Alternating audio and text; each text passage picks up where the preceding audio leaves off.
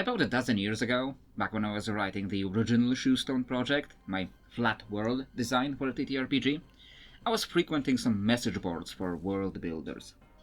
This story, by the way, takes place when people were still going to message boards.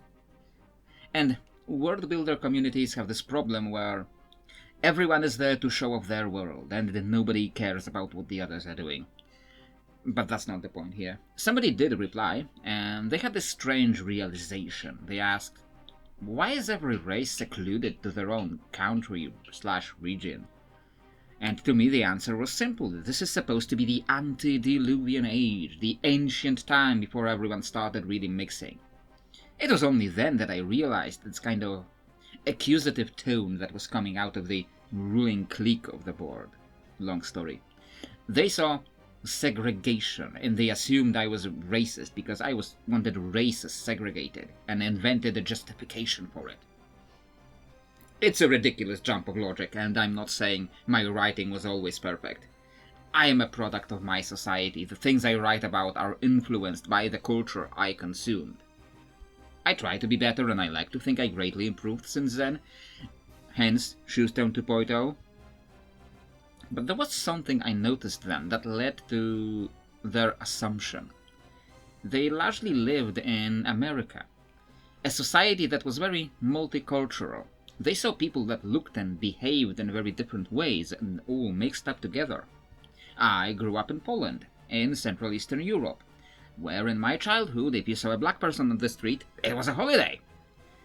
Europe is still largely divided into nation-states, with distinct cultures and appearances that often end rather sharply at the borders. The world has been changing here too, but it made me think. They were the product of their society. I was a product of my society. Could this be that Americans write fantasy that is more multicultural, and Europeans give us the more segregated cultures? Is that old thesis of mine actually true?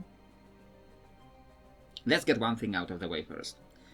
Race in fantasy and the race in the real world are two different things. D&D and many other systems are trying really hard to extricate the word race out of their books.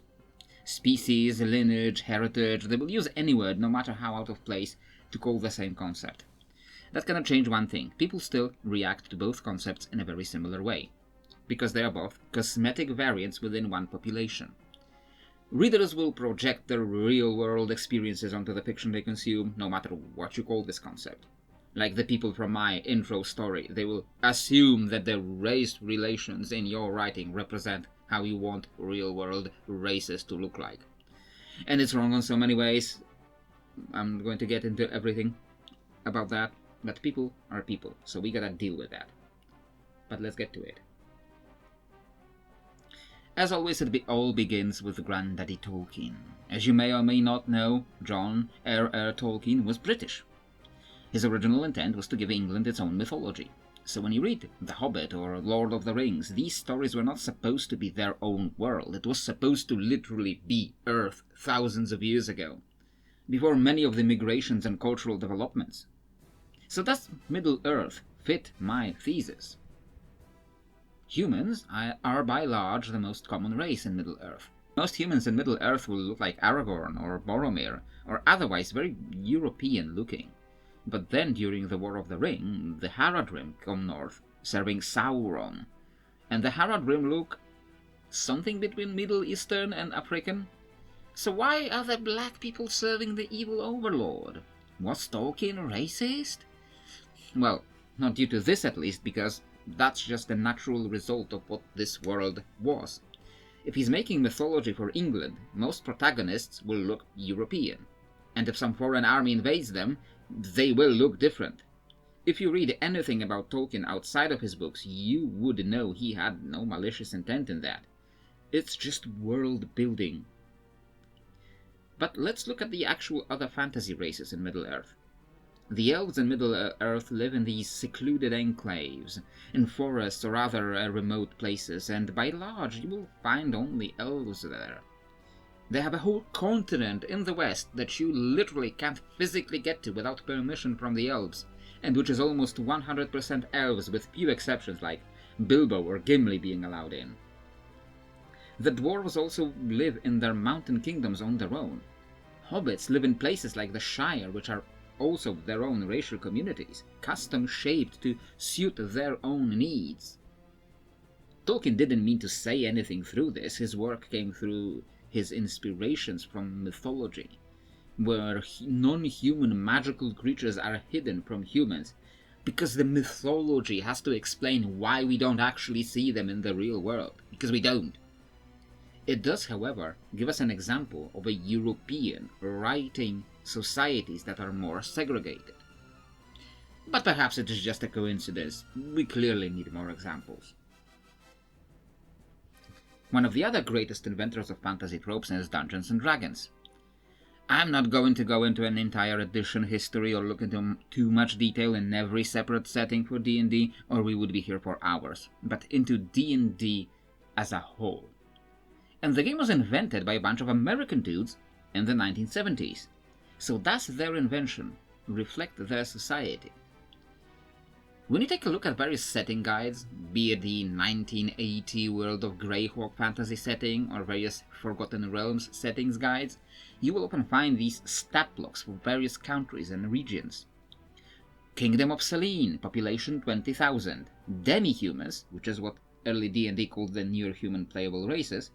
Grey Elves, 9,500. Sylvan Elves, 8,000. Gnomes, 13,500. Halflings, no number. These numbers add up to more than 20,000, which kind of implies that either the writers were really bad at math, or that demi-humans weren't even counted under population. In a later 3rd edition Forgotten Realms campaign setting, you will see under, for example, Norfell, population 1,300,000, humans 87%, dwarves 6%, halflings 4%, half-orcs 2%. What both of these and many more examples from other settings show, or modern video games like Baldur's Gate 3, they show you that is that all over these worlds you have a fairly mixed spread of different fantasy races, and the vast majority of those were written by Americans. So perhaps we have a fairly good example of Americans writing a society that looks American. Everything seems to check out so far. I'm not going to be really chronological in this, but go more by lineage. And one of these settings that owed a lot to D&D was Warhammer Fantasy. While most D&D worlds try to be very different from the real world, Warhammer really doesn't. I've talked about this on the channel before, and Malice is one of the most egregious examples of copying way too much from the real world. But if we look at the end result of that, you will find that the Warhammer Fantasy world is largely divided by these cultural and racial lines. Kislev is very Russian, and you won't really find Kislevians in Bretonia, or vice versa. People from Araby have a very distinct look, as do people from Cathay, because it copies so much from the real world. But if we look at the fantasy races in Warhammer, you will also see them spread around various distinct geographical regions. High Elves live in Ulthuan, the ancestral home of the Elves. Dark Elves live in Nagaroth, and Wood Elves live in Athel Loren, all in their own separate kingdoms, who, like in Tolkien, live in their mountain kingdoms. And guess what? Warhammer was created by a British publisher. Despite the D&D influence, which would put it more on the American fantasy lineage otherwise, they ended up with this more European setting. So far, the idea seems to hold. But if we go by lineage, the next thing I need to take a look at is World of Warcraft. WoW owes a lot to D&D still, but as is very well known, its original developers were huge fans of Warhammer. Whether Warcraft 1 was originally supposed to be a Warhammer game seems debunked and rebunked all the time, so I won't take a side in that, but its influence is undeniable. And what do the societies in WoW look like? Azeroth famously had the 7 kingdoms, the 7 human kingdoms. Ethnic differences within humanity are such an afterthought it's never even brought up. However, then you have the dwarven realm of Khazmodan, and the gnomish city of Gnomregan, or the elven realm of Quel'Thalas. Then you find out goblins live in Undermine. In Warcraft 3 we visit the continent of Kalimdor that is largely the domain of Tauren and the Night Elves living in the Barrens and Ashenvale Forest respectively. And I could keep going with numerous examples, but the setting is full of these. So accepting for how humans themselves are treated, you'd think that would give us a very European example. But here's the problem. World of Warcraft was made in America. Blizzard is based in California. So does it give us a counterexample of my thesis? I do have to briefly mention here that my example from the intro, the original Shoestone 1.0, came from my own fascination with World of Warcraft. And if we go by lineage, it would be coming further down this lineage, descended from WoW, from Warhammer. And it would explain the other reason that could have led to my own development of these segregated societies. I wasn't doing that because I was European, I was doing that because I was subconsciously copying the patterns of Warcraft. We now have to go back up the family tree a little bit and go to a setting that also seems largely descended from D&D, and I am talking about The Witcher. I can already hear the outcry from Polish fans screaming at me that, oh, it's not D&D, it's a Polish setting. But let's look at a few things. Andrzej Sapkowski was an old TTRPG player and writer, and sure, sometimes he denied playing D&D, sometimes he said he did, but that's Sapkowski for you. A grumpy old Polish man contradicting himself, and we love him for it here. But if you look at the races present in his world, you will find all the D&D staples. Elves, dwarves, gnomes, halflings. There is a lot of both Tolkien and D&D in The Witcher. We can't forget that The Witcher was originally written as a deconstruction of fairy tales. Sapkowski writes a more gritty, realistic retelling of many famous fairy tales, with a grungy, grouchy protagonist that solves them more pragmatically, if at all.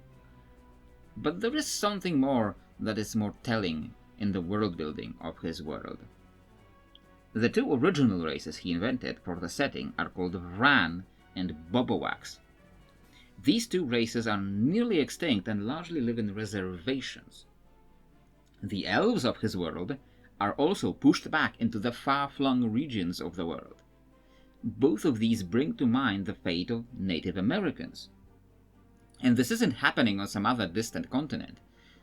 It's a part of the core of his world. At the same time, the vast majority of characters in his books would be best described as white by Americans. A lot of the world has very Slavic and Germanic influences, and when the other influences come up, they are frequently foreigners, such as Zerrikanians or Ofieri. So does The Witcher fall in line with the European settings or American settings? It seems like someone with strong European influences trying to allude to American tropes, consumed through the very Americanized media here, which is exactly what Andrzej Sapkowski would be. Another setting that I like to bring up often on the channel is Dragon Age, because it has several very unique elements that make for good discussion to bring up on multiple topics. But let's look at the racial makeup of Thedas. Dwarves largely live in few secluded cities underground, and they used to have far more of them until the Darkspawn took over much of their tunnels, the Deep Roads. Dwarves who would see the sky would be exiled and forced to live among humans. Elves used to rule much of the world until their empire collapsed, and they were pushed to either living in the Dales, the secluded forest communities, or to live as the impoverished city elves. No other big fantasy races really make an appearance, unless you count the Kunari, who are designed to be a subversion of a typical fantasy orc. And while they do have their own country, the Kunari themselves don't consider the term biological. In fact, they have elves and humans and dwarves among them, whom they call Kunari, because to them it's a philosophy. These societies seem segregated, but both main human and Kunari societies are very multiracial, very American when you look deeper. So it seems like a very Tolkien-esque basis, but then it has a very strong American influence. And BioWare is Canadian? What the hell do I do with Canada? Does that count as American because it's on the continent, or European because it's under the British Queen, and it has a very strong British cultural influence? This is the part where I wanted to bring up some fantasy settings from more non-English speaking European countries besides Poland, to see how their culture influenced them. But the examples I keep coming up on were mostly unfamiliar to me and poorly documented besides their own books. And I don't have the funds to buy a dozen random books in Swedish and German. As much as I'd love to talk about Drakarok Demoner, I don't really feel qualified to talk about them, and I can't get qualified in a reasonable time frame. If you have some popular examples from your country and you want to discuss how they fit into this framework, be sure to share it in the comments. I would love to hear about that. So after analyzing a few examples from both sides of the Atlantic, this is the time to come to the conclusion. Was I right? Do Europeans write settings that are more segregated because they see less cultural diversity? Do Americans write more diverse settings because of the society they are brought up in? We ended up frequently seeing the two elements mixed in different amounts, in different places. Some writers ended up with very diverse humans, but segregated non-humans. Some writers ended up with the reverse. What we did discover may be causing this is two separate lineages of fantasy. The European lineage follows more closely to Tolkien. It is inspired more directly by European history, and as the result of that ends up looking more segregated at first. The American lineage owes more to D&D, and though that too is descended from Tolkien, it produced enough of its own tropes to change how the world looks on this level, and has far more mixed populations. At the same time, if the writer's origin and the setting lineage are very different, they end up changing the elements of the setting to look more like the other lineage. Warcraft is descended from Warhammer, but the American writers end up giving us a more Americanized human population. Witcher is descended from a very American setting, but the Polish writer ends up using his own cultural influences to affect the final society. So was I right in the beginning? Do Europeans end up producing more segregated settings than Americans? Yes and no. It's nature and nurture.